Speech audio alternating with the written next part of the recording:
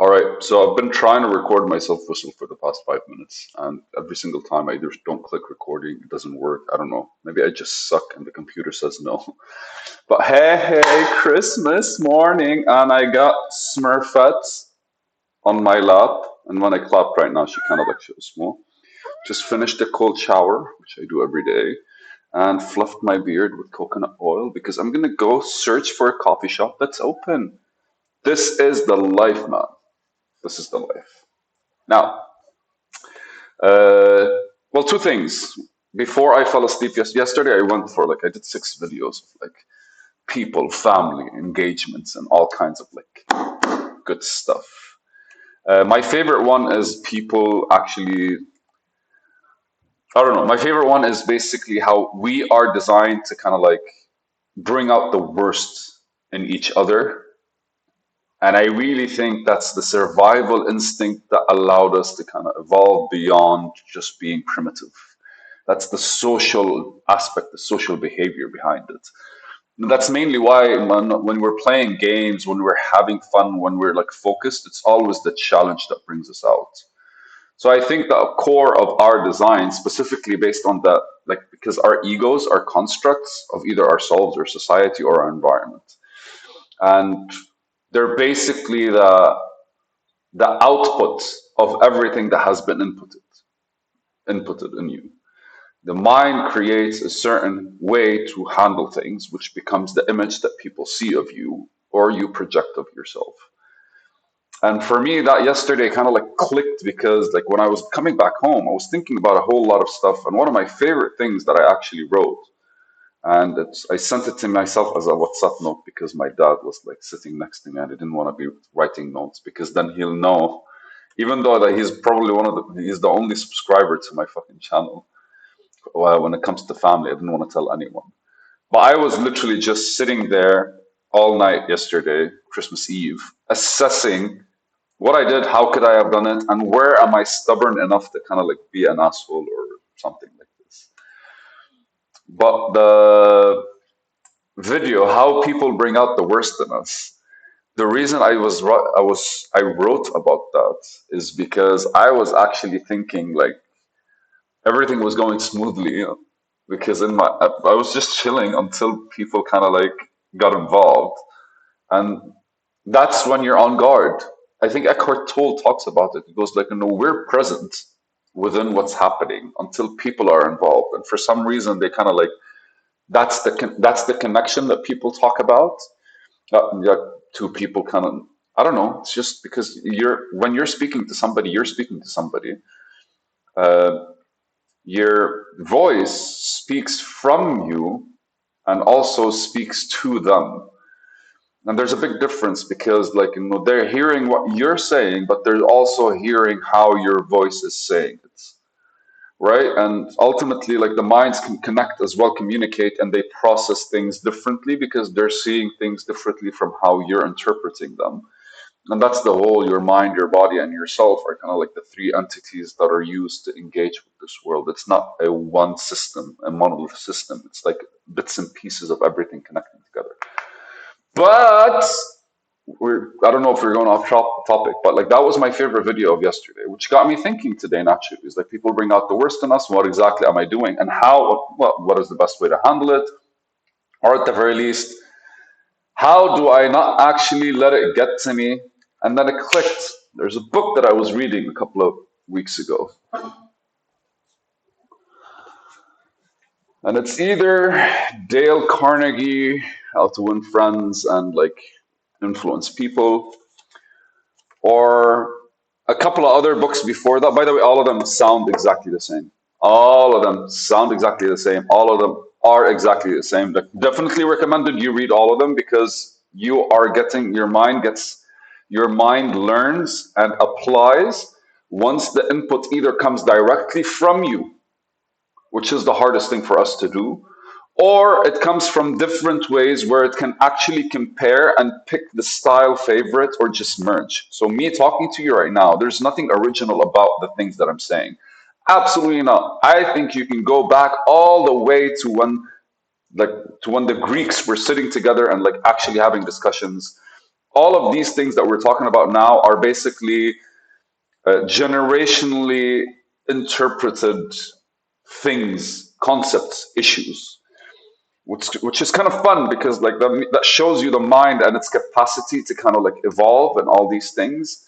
And it shows you that our entire evolution as a species has just been how far we've been connecting to our consciousness instead of how we're thinking differently. Like the more we connect to our consciousness, the more things we do, but we're still really just thinking about the same things, processing the same things, getting out of the same things, dealing with the same things. It's just back then they used to deal with it wearing tight robes and kind of like having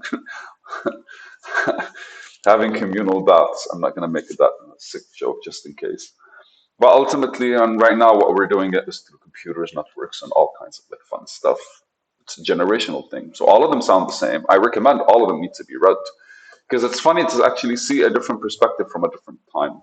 It's actually very beautiful because then you can actually feel the author's tones, you feel the intentions, you feel the way they're speaking, you feel their naivety, you feel their wit being kind of constructed because every book is an expression of how somebody figured something out, regardless of what it is, whether it's a novel, whether it's like an existential crisis, whether it's philosophy, or whether it's just math. Like every book is somebody going like, this is what I figured out, or this is what I know, or this is what I think people should hear about or read about, or something like this, which is amazing. That's why, like, one of the things that changed my life is kind of like my love for books.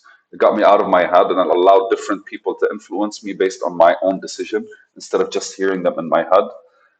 Not in my head, in my ear, sorry, because when you're talking to people, they're influencing you. And the sad part is like you kind of confuse their voices with your own. And that's where your mind kind of starts doing things and then you're flowing in a way that you're not really in charge of. But that's an experience that needs to be discussed thoroughly. Although I really think when I start doing these things live, that's when I start being able to like talk more detail into this. I don't know, more than 12 minutes. I don't think anyone has the capacity to do that, to do more. And I think like it's like the perfect time to actually like send a point. Less than 10 minutes is not really respected. And above 12, 13 minutes is more like, what are you talking about that you can't say in like a brief 5, 10 minute thing? Anyways, going back, the book kind of reminded me of something. And yesterday, basically, there was an issue because somebody wanted something and I refused to give it to them. And that's how I see it. How I see it, pardon, is ask me to follow your rules. I don't mind. I will do whatever you want. Granted, I know I put myself in that situation, in that position, in that environment. So yesterday's environment, I was at my aunt's place with my father, and we were invited for dinner, and that was perfect. Their rules were simple. We don't eat until we're all on the table. I didn't know that. I didn't think it mattered. I didn't think it should matter. And on top of all of that, I thought when we're all kind of like making the food together, it's not the same as all of us sit and eat because like it was not a waiting process, right? It was literally like, we're just wasting time because we have nothing better to do. And let's face it, the conversations we have are the same memories shared and the same jokes shared. It's fucking family, man. Not a lot changes. Or even if something changes, we're never comfortable sharing it with each other because nobody knows how to handle it. There's no genuinity. But there's supposedly love and that image that we have to paint. But what I was asked for was to do things the way they wanted. I wasn't asked to follow rules. I wasn't asked to respect the house's rules. I wasn't asked to like do anyone like a favor of some sort and just like not do something. I was told to do something the way they thought was right. And that any way I think about it, that's literally what I actually rejected because I really couldn't have given a fuck, man, if I ate or not. If they had logically reasoned with me for why they wanted me to do it. If they had just from the beginning was like, please don't eat until all of us are sitting together, I might have resisted. But at the very least, I would be like, you know what? I'm going to go do something when food is ready. Call me. I won't be sitting in front of the food. I would probably be conscious enough to not want to sit with them when they're being hypocrites or just being whatever it is they're being, and go do something else until the food is ready. Then I'd come. At the very least, I would have had my own time, and I wouldn't have felt the environment kind of like, I wouldn't have relaxed in the environment in a way that would have offended anyone. That's basically what happened, because I was like chilling and I was sitting and I was having a conversation. I decided to eat and they were like, no, stop. And I'm like, why? And they're like, because we all want to sit together. The food was there for 1 hour because some guy wanted to take a shit, another guy wanted to make a phone call, and a third person just cannot fucking sit down because they have to make sure they clean everything, they set everything in order, yell at everyone before they sit and calm down. Everyone had their own personal issues to reflect on, but we had to deal with all of them. Yet I was the only one seemingly without any issues until like I realized the issue that I had. But anyways, the core of this is why I brought this up again today is because I really wouldn't mind doing anything as long as it's directly asked of me. But if it's to do something a certain kind of way, it really has to come with a full explanation of why that makes sense. And I think that yesterday was I was being challenged in how I see things. And that's why I was like, if this is what you want, do it. But I'm not going to partake in, I'm going to sit with you guys, I'm going to hang out with you guys. I'm not going to enjoy the food because when I was enjoying the food, you told me to stop. You told me to shut my mouth, stop eating, because this food is meant to be enjoyed together. And that was perfect. I was enjoying hanging out with you guys, but I wasn't in the mood for eating anymore because that made sense. And I'm not trying to convince myself with anything. I really don't like the way yesterday panned out. I really don't like how it ended. It was good food and I wanted to eat some more, but I think when people bring out the worst when people bring out the worst in each other, I think that's an opportunity for people to reflect, or at the very least to check where they actually could respect people or not. I personally took took that as a sign from the universe to like back the fuck off, because if I was a bit more myself confident slash not really like feeling kind of like, no, hey family hold me kind of thing, that's how I felt yesterday, because that's I felt the betrayal or disappointment and what the fuck, man, I was actually like chilling. If I didn't, if I hadn't had that mentality, then at the very least I would have been able to kind of like say I don't fucking care, and then go do something else and move on. Yeah, thank you guys. Issues, right? Always. I would